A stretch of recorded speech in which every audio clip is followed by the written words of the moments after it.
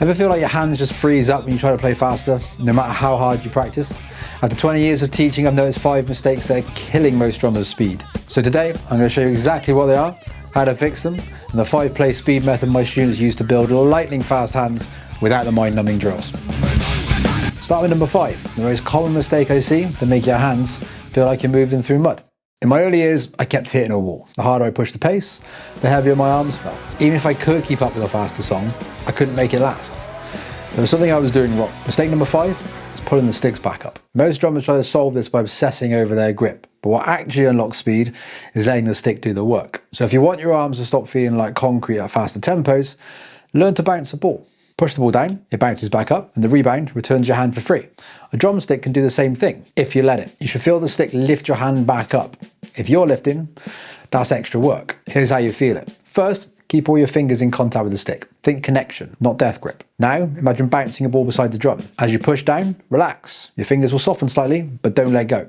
Let the rebound bring you back up. After a few hits, it should feel like you're bouncing a ball. Don't grind this out as an exercise. Get the feel, then put it to music immediately. Start with a track around 80 to 100 BPM. Play a simple beat with your right hand on the ride cymbal. Focus on bouncing that ball.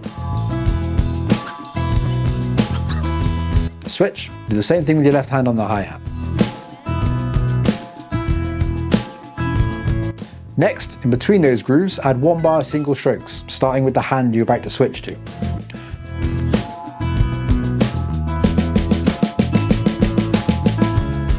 So it's left, right to move from the ride to the hi-hat. As the songs get faster, you'll stay relaxed, waste less energy, and you'll stop gassing out so quickly. Now, even if your sticks are bouncing properly, there's a bigger mistake that quickly makes one hand do way more work from day one. Fix it early, and you'll save yourself years of frustration. From day one, most drummers accidentally build an imbalance into their playing. And just to be clear, this isn't wrong. You can become amazing this way. The problem is it means one hand is always leading. The moment you cross one hand over to play the hi-hat, your top hand gets most of the reps, and the other gets the leftovers. One hand improves faster, and the other becomes your weak hand. And that weak hand becomes the weak link in your speed. Most people try to fix this years later with more drills. But what if you didn't have to create a weak hand in the first place? Here's a simple fix. Play open-handed. Left hand plays the hi-hat, right hand plays the ride, or the crash or the floor tom. Yes, at first you'll have to learn each drum beat twice, but now both hands can lead, which means both hands can be fast. I've tested this for years with left-handed students learning on right-handed kits, fighting the good fight. The first couple months are slower, but their coordination catches up pretty fast. They can start fills on either side and they don't end up with one hand holding everything back. Everyone says to train both sides equally, and let's be honest, nobody does, unless you build it in automatically. So don't wait 5 to 10 years to play catch-up. Pick one groove and start playing it open-handed today. Next comes the trap that looks like good practice, but doesn't really transfer into real playing. I spent hours on this. Practice pad, 40 BPM, staring at my sticks like a man possessed. Same heights and shortest paths every time. I thought perfecting my strokes would help me play faster songs, but it didn't. I realized it only made me good at nailing stick heights. There are 2 problems with this approach. First, when you focus on your wrists and stick paths, your attention goes inwards. Science calls this internal focus. And internal focus consistently produces slower skill development and poor transfer into real playing. Second, look at Travis Barker, Chad Smith and Danny Carey here. Watch the stick heights. None of them are perfect. Watch the angles, diagonal shots happening constantly. But listen. They sound amazing because real drumming isn't about perfect stick heights. It's about sounding good. So here's the fix. Stop watching your sticks and listen. Play single strokes without looking. Match the sound and volume between your hands. Keep the spacing even.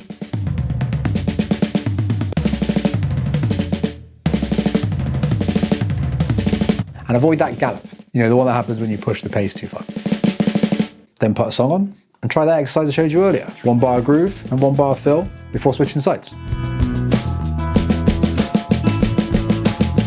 That's external focus, and it's one of the key ingredients in the 5-play speed method I'll show you at the end. But stick heights are just one version of a bigger problem, practicing in a way that feels correct, but doesn't actually prepare you for speed.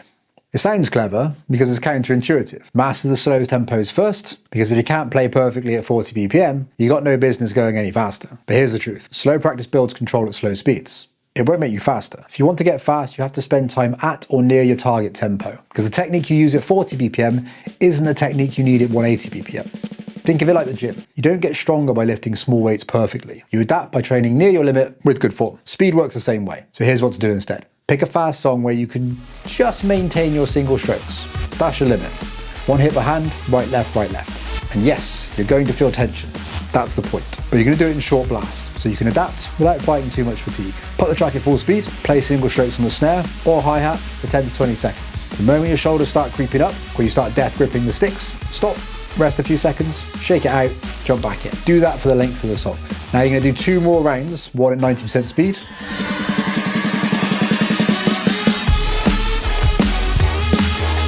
one at 80% speed, and then rest for 2 whole minutes. Then go back to full speed for one final round and see how it feels.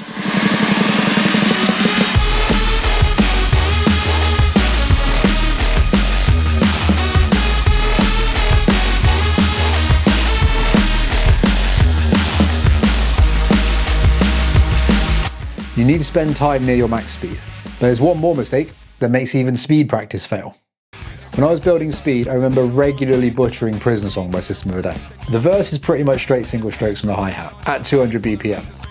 I'd fall behind, catch up, fall behind again, every single time. But I kept playing it day after day because I genuinely loved the song. I didn't run a bunch of speed drills, I just kept showing up for the track. And eventually, I could play it. Here's the key. You get good at what you actually practice. Practice on a pad and you get better on a pad. Practice on the kit and you get better on the kit. And if you want to play fast songs, you need to spend time playing fast songs. I get why drills feel appealing. I did countless hours of them. They're structured, measurable, and for a day or two, they're even kind of fun. But for most people, that motivation dies fast because there's no immediate payoff. No moment where you feel like the drummer you want to be, or at least have it in sight.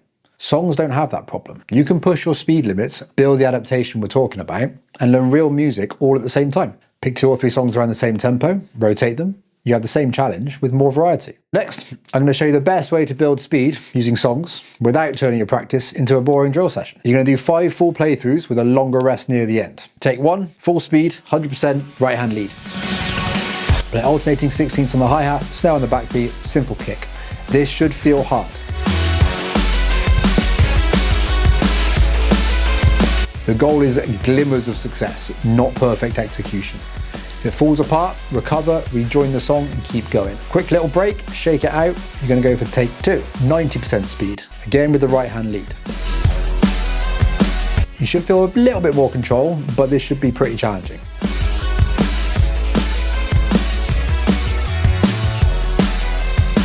Take 3, 80% speed, right hand lead.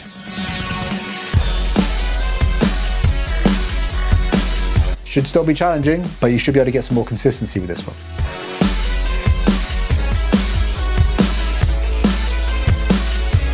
Take 4. This is the one everyone hates. 60 to 70% speed, but this time you're going to lead with your left hand. Yes, it's awkward, and that's the point. There's no need to perfect this first, as long as you've got something to work with. Get it roughly there, and then it's time to survive the track. What this does is it gets your brain working on a second solution, which makes your main leading hand a little bit stronger. Now, you're going to rest for a full 1 to 2 minutes. Shake it out, breathe, reset. Take 5, we're going back to full speed again with the right hand lead. This is your final test. This is where it's going to feel a bit different. And notice how it feels compared to the first one. What changed? Did it feel easier? Did it feel more comfortable? Did it feel more achievable?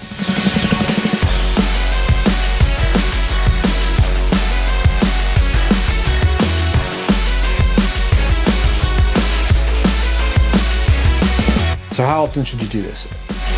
Do this 3 times a week. You're really pushing things here, so I want you to have rests in between. Take at least a full day between each attempt, and you can always have the weekend off. It's important to maintain your external focus throughout these exercises. Don't watch your stick height, don't micromanage your technique mid-song, focus on staying with the track and producing consistent sound. And if you want a personalised roadmap to hit your goals around the songs you love, I do exactly this in my one-to-one sessions. Send me your favourite songs and we'll work through them together. Link in the description. Progress usually looks like you lasted longer before falling behind, the messy moments get shorter, and take 5 starts feeling noticeably more achievable. Give this 2 weeks before you judge it, And if you find some improvements, drop them in the comments. So now you know how to fix those 5 mistakes killing your hand speed. But here's the thing. If you've been watching YouTube lessons for a while now and still feel stuck, it's probably because you've been taught the wrong way to practice. Click this next video. I'll show you the 7 lessons to help my students skip the boring drills entirely and get on with playing real songs.